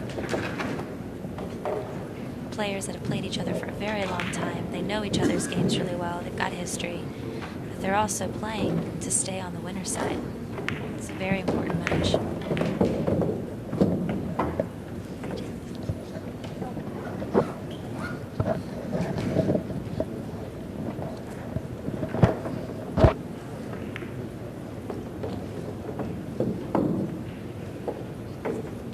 Wow, ProPool.com stats. That's an interesting, exciting little new stat they have.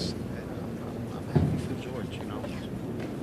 I'm happy for Genki because Genki's shooting an 825 on a possible 1,000. And Dennis is shooting an 825. Well, now it just changed. Now George is shooting an 828. These two have very different breaking styles. At least in the beginning of this match, Dennis was breaking directly from the spot, hit right into the one ball, whereas Genki goes to the rail. Genki has this little twisting action that he does when he breaks. He throws his shoulder into the grip a little bit too, but not quite the way that Genki does. Genki has his hips. I think he throws his booty in there. You're right. Okay. Is the referee racking it?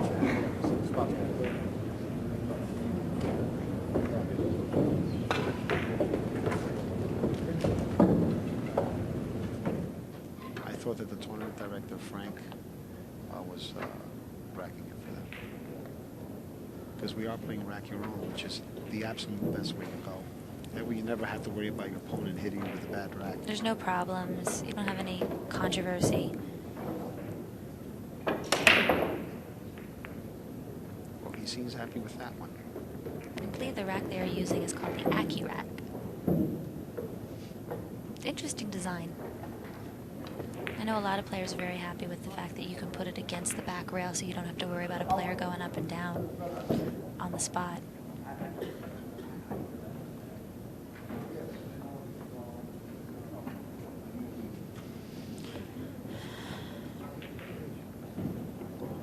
wonder what's going on. Dennis is still talking to Frank that hasn't just no one.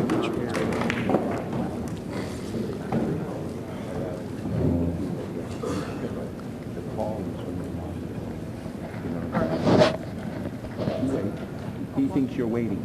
Oh, I can't change.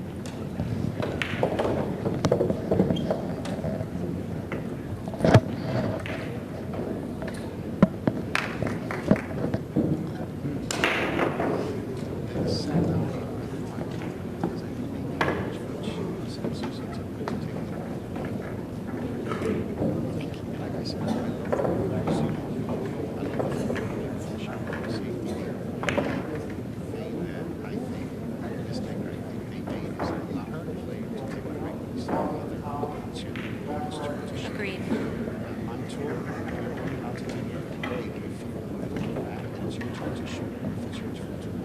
Why don't you tell us a little bit more about your tour? If you take a break, it's your opponent's turn to shoot. You lose one game off your serve. That way the score just have to take a break altogether.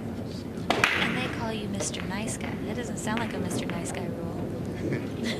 It's respect the tour, respect the game. I see. I appreciate that. Too many players out there that are too rules, and they just don't have any respect, and they will do absolutely whatever it takes to win, and not realizing they have more than else to win without having to do that. Agreed.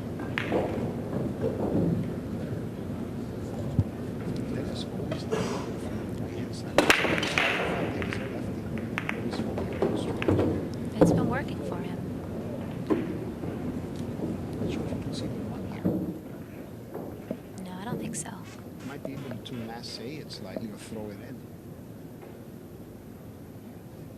difference is that he's left-handed, but he is tall, so he might be able to reach this. Tall is an understatement.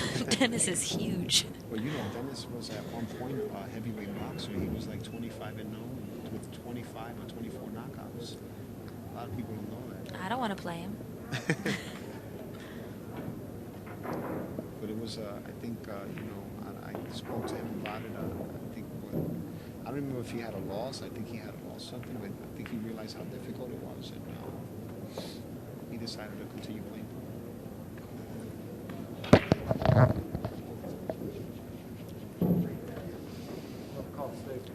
I bet you he doesn't have to grab for the bridge too often. Well, I mean, you know, what he can do here is he can shoot a 3-rail bank, which is what he's looking at. He's looking to see if he has enough room to bank the 1-2 rails in between the 3 and the 7. But then he has to make sure that he comes off the 3rd rail and goes past the 2. That's the tricky part.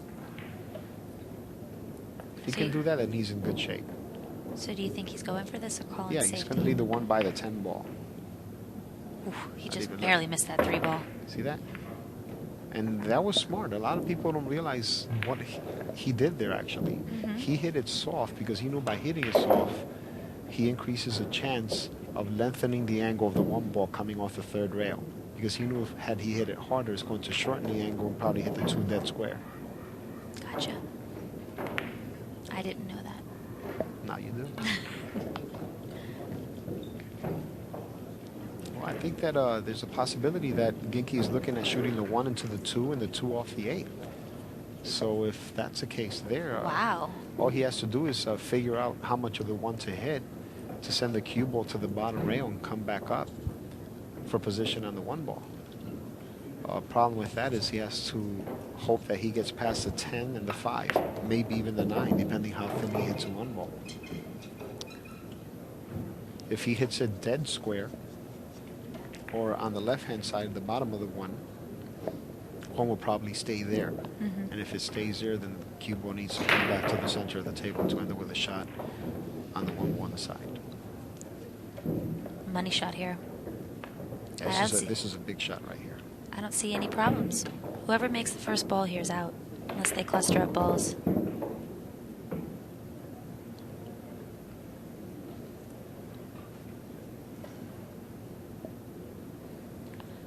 And I know he wants to take his time because that 3-ball kick shot Yes. they missed last rack, cost him the chance to go on the hill. Yes. And if I'm not mistaken, he was up 7-5 in this match. I know it was 7-6 when we started I spoke commentating. to John Alicea, and John Alicea told me he was up 7. Wow. He overcut it. And it that does not look good. No. Because this is almost a Cosmo here. Yeah. Almost. Because over here, the only thing that he would really need to negotiate is a 4 to the 5. 4 to the 5, right? Because the 8 is in front of the pocket, the 9 is almost in front of the pocket, 10 ball's right next to it. All he has to do is stop by the spot, go past the spot.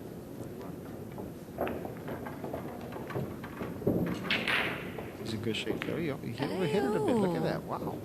That ball took off on him a bit, huh? I think that 7-7 score might have made him use a little bit more juice than he would have normally.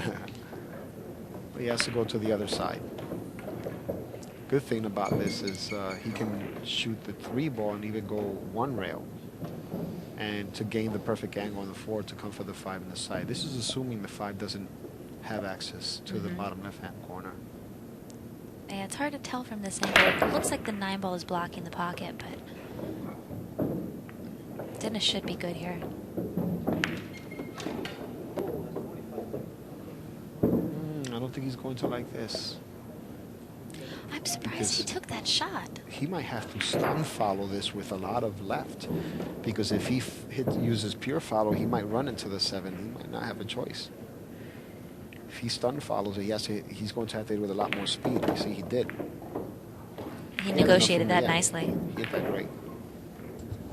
He didn't need left there, though, because I thought he was straighter. Had he been straighter, he would have needed left to go 2 rails. He had enough angle to 1, which is good. So if the 1 ball, if the 5 ball does have access to the bottom left-hand corner, which I guess it doesn't, because I see he's cueing low right, he's going to play it in the side pocket. There you go. Hit it enough room, with enough speed to make sure he gets on the other side of the 5. He might be able to draw back just one rail to the right side of the table unless he has enough angle to just drift it there, just slow follow. What's your comfort zone here? Which one do you take? Well, if I can follow it, I'm definitely going to follow it. Because anytime you minimize the movement of the cue ball, you're maximizing the chances of success. Just like my coach used to say, it's unnecessary heavy lifting. I think I know which coach that is. Here, depending on the angle, he can go 1 or 2 rails. It really doesn't matter as long as he gets almost straight on the 8 or dead straight on the 8. Looks like he's going to go 1 rail. I know Ginky's not happy right now. Well, the 7-5 lead.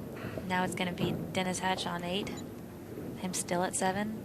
He's still not out of it, though. I mean, anything can happen. You know how this game is. But I know I sound like a broken record, but you got to love these rules.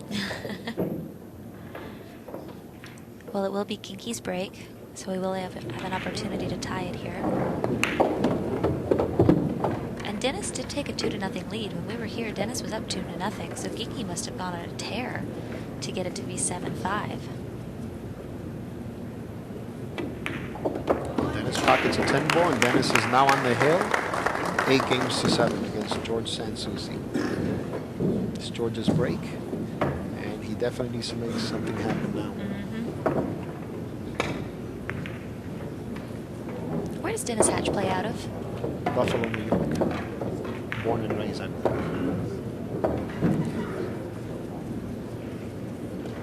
I know he's a frequent of the Joss Northeast 9-Ball Tour, Mike Zuglin's tour, great tour. Well, if I'm not mistaken, every time that he shows up, players just look and say, okay, here's a winner. I feel that way when Karen Core shows up for the JP Newt. He really has been dominating that tour. Yeah. And the Moscone Cup is really Dennis Hatch's meal ticket for this year. That's pretty strong, right? I didn't Previous see rack, that happen. What Dennis's happened? average was 825, and after that rack, it jumped to 844. You all right? Oh, yeah. What were you saying before? About the Moscone Cup? Well, yeah, you take someone like Dennis Hatch, somebody that people in the Northeast know him very, very well, and you put him on an auction or the nomination list for Moscone Cup, and he wins player vote. He goes out and becomes the MVP of the Moscone Cup, the winning team for this year. That takes heart to do something like that. Okay. Oh. So I think we're going to go to commercial here. We'll be right back with you. Speaking of.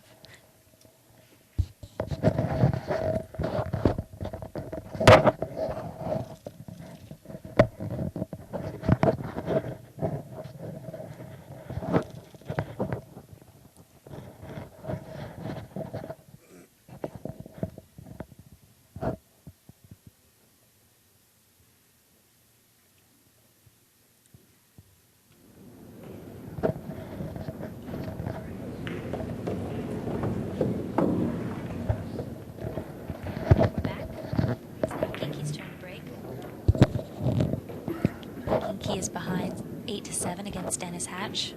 We're here at Allen Hopkins Super Billiards Expo. My name's Gail Glazebrook, and I'm here with Tony Robles. And it really is amazing how much this event has grown since Allen started. I mean, I actually stopped playing for a while, for a number of years, you know, making sure that I take care of my son. And I didn't come here for about a good 3 to 4 years, and I was absolutely stunned when I finally started coming back and noticing that they had 2 floors.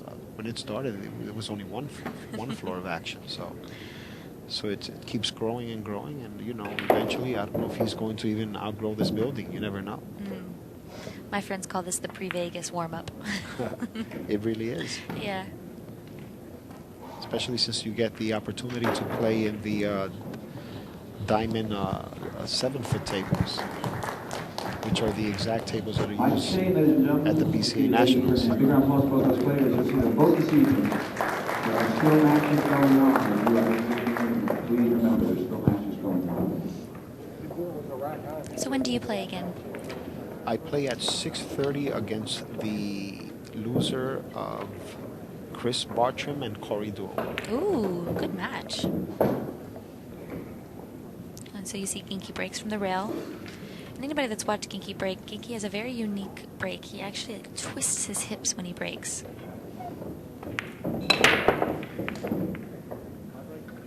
He didn't make anything there. He's not going to be happy with this. Only difference is that one, it's a little tricky. He might have to bank it, and then the 4's in a very bad spot. 4-7-9 is a big old mess over there.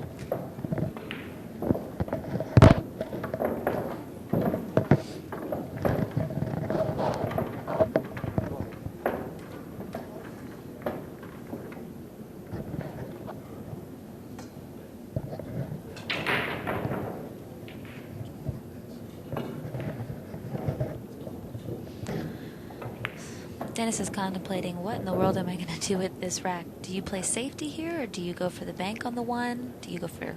The cut seems pretty thin. I might go for the safety here. I mean, unless he feels confident enough, because it's very tough to bank, not only bank the 1, but end up with an angle on the 2 where he can pocket the 2 and draw into the 4-9.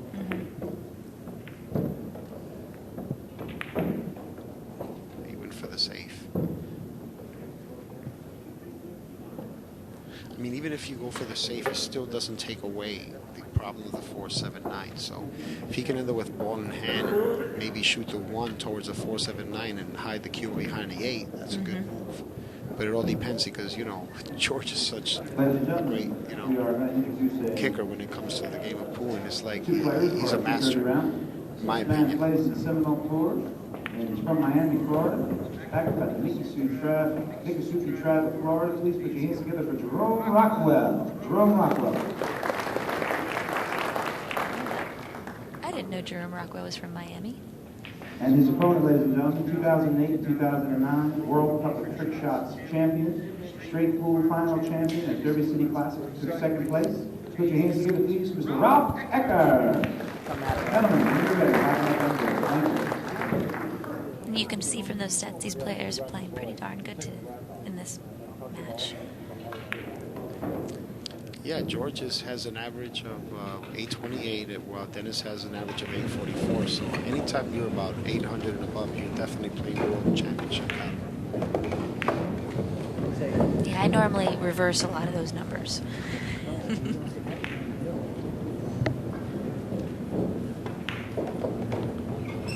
I can't tell if he's trying to somehow screw up that 10 ball, mess up that 10 ball, put it in a different area. He's going in between them. I miss it by a little bit. That is the third time that I've personally seen Ginky miss the kick miss the kick completely. Which is very surprising. Completely unlike him. I don't know if it's he normally does not play on a diamond table and he's just uncomfortable with the setting and the table, but it's very unlike George to do that. I've never really had a problem kicking on the diamond table. I like the way the diamond tables, you know, play, the rails, the bags, everything's pretty much on the money. Do you find that when you switch table brands that you have to change your game in a way? Yes, everything depends on whether or not the cloth is new, or they're using an older cloth. Because sometimes when they transport the diamond tables from tournament to tournament, they use the same cloth for a while, which is actually good because you know now you don't have to worry about the ball sliding as much.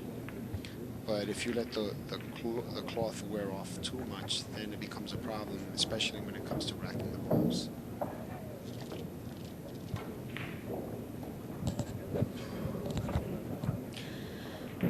This is a grudge match. This is taking a very long time. But I haven't seen a clean rack since we got here. Yeah, Everything's been a lot difficulty. of it has to do with the layout as well, you know. I just see, this is the angle I was talking about. Remember I told you earlier, if he sets up just the right angle to shoot the 2 and run into the 4 or the 9, he might have a chance of clearing the table. Problem is, if he runs into the 4, he might double kiss off of it. might end up hitting it in front of the 9. It's too difficult of a shot from here. I think he's considering the 10 ball. The problem is, I don't know if Dennis is aware that you're only allowed to call one shot at a time. If you call the 2 ball, the 10 goes in and goes right back up to the spot. Wow. He was trying to hit the top side of it. Now what? He has 2 options here. He can follow, cut the 3 ball ever so slightly to the left, follow, hide the cue behind the 4, or come cushion first. Go cushion first, kick the 3 ball past the side pocket and back to the right side of the table. Because I don't know if he has enough of an angle to double bank it here. Doesn't look like he does. Unless he wants to hide the cue behind the 6 and break him up, which would also be a great shot because he's breaking up the cluster right there. He could double bank it. He had more than enough room. That was good. Very good shot. But that's a good point that you make. So a lot of players don't realize that when you're playing a safety, if you have the opportunity to break up the terrible part of the rack or of a cluster on a table, take that opportunity to not only play safe but get yourself out of trouble when you do get ball in hand. Well, I mean, I think that's the reason why I might have tried to kick behind the 6 in that situation. Only because, again, I have a chance to break up the cluster. But, you know, I'm not going to question Dennis's decision because, you know, he's been playing so great. Everyone, you know, has certain comfort zones with certain shots. The thing is that even if he gets ball in hand, the question that I ask myself is if I put my opponent behind those balls, how do I benefit from it? Ball in hand, will I still have the ability to run up, or will I have to play safe again? Right. Well, there were 2. I remember a lesson that you gave once where, with ball in hand, playing safety. 2 lessons that I remember very well was one you said play a shot where you're playing a safety and you're breaking up a cluster at the same time. Use that opportunity since you have ball in hand. And the other one was nice. That was a nice. See now, I doubt he called safe, and since he pocketed the ball, Dennis can make him shoot again. Right. And I would imagine Dennis is going to make him shoot again because I really do not see an easy safe here, unless he can back the 4 past the 9. If he can back the 4 past the 9, he's going to hit this hard with to double the rails down the cue behind him. That's tight. I think that's what he's looking at right now.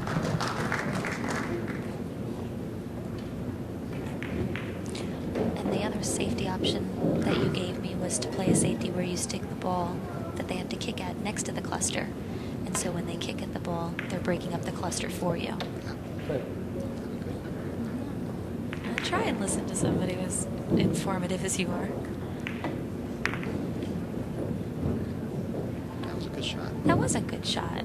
I think he didn't see the 4 though. Yeah, I think it might have squeaked out unless You can tell by his reaction. Normally his stick swings to the left and to the right. I was looking for the little swing. I didn't see it. And I'm not really sure if George can play safe here. I'm not sure. He would have to hit this with absolute speed. So Now, is the if he can't do that, he might have no choice but to play the 4. And if he does, he might have to hit this with speed or 2 rails and hopefully end up, you know, past the 8 and shoot the 5 and the side off the 9. when you say play the 4, you mean the 4 off the 9? Either you're off the 9 or I was thinking straight to the corner. So he has enough. I do not know if the 9 is long enough to. I'm out of the call then. Okay? I'm out of the call because you sent me away. Yeah. This is a tricky one. He has several options. He can either, if he can make it off the 9, that's option number 1. Option number 2, go for a pocket. Option number 3, hit it super soft. And he would have to hit that with absolute perfect speed. So hit the 4, pass it, minus the opposite side of the 9.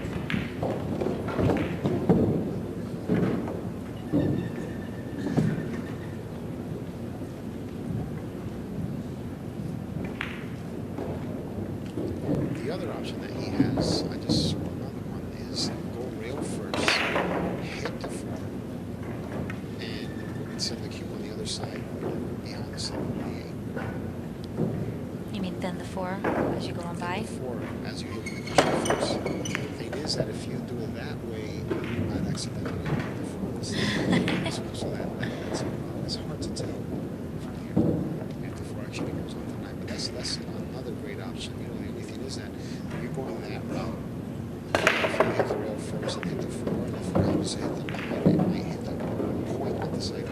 My former coach always told me if it's too touchy, that's not the right shot. Well, it's hard. This is a difficult Full ball in the corner. Full ball in the corner. This is a difficult one to tell which one is the higher percentage shot, the safety or the out. I mean, the safety is really complicated here. He's got a masse around to even hit the 4 in the first place. Do you call the safety or do you go for the out?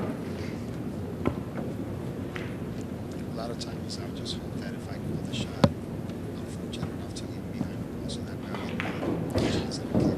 So with these rules, do you find that you play, if you're kicking at a ball, that you're calling safety much more often than you would call the out? Absolutely. Or call the pocket, I guess I should say. Absolutely.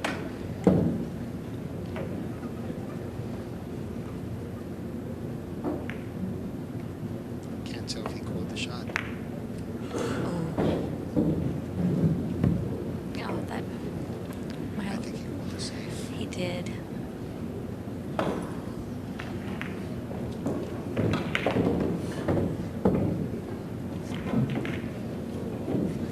I'm not sure because I'm thinking about the speed he hit it with. I think he got past the side pocket with it. So I think he hit the shot. Dennis got a little funny here. That's a very funny angle. If he draws straight back, he's going to draw right into the 10 ball. Yeah, he only wanted to draw it back about a couple of feet. I love this shot. I used to practice this shot ever since I was 15. It's one of my favorite shots. You have a slight angle.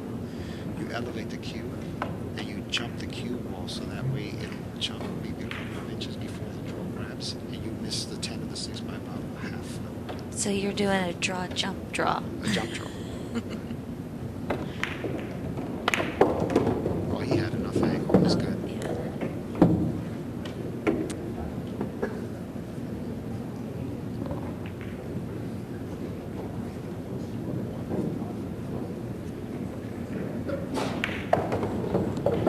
Well, people ask me all the time, should I go 2 rails with inside English or 2 rails with outside English? This is more of a preference shot. It really doesn't matter. Because since the 8 is in the middle of the table and the 7 is almost parallel to it, either way you go, you're going to go towards the ball that you shoot next, which is the 7. So it doesn't really make much of a difference.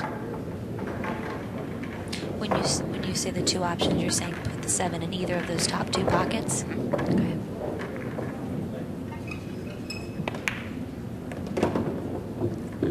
I got a feeling. I don't see any problems here at all for Dennis. I mean, you know, the only way he's not going to get out of here is if he gets out of line, and I don't see that happening at all.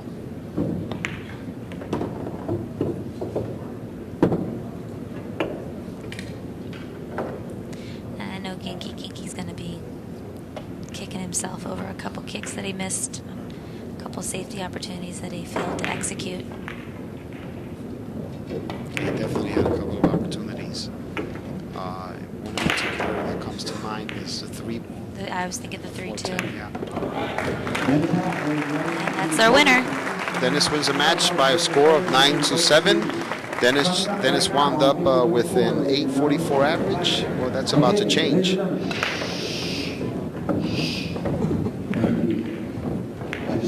We'll have that for you in a moment. Every single one of the tables. Thank you, guys.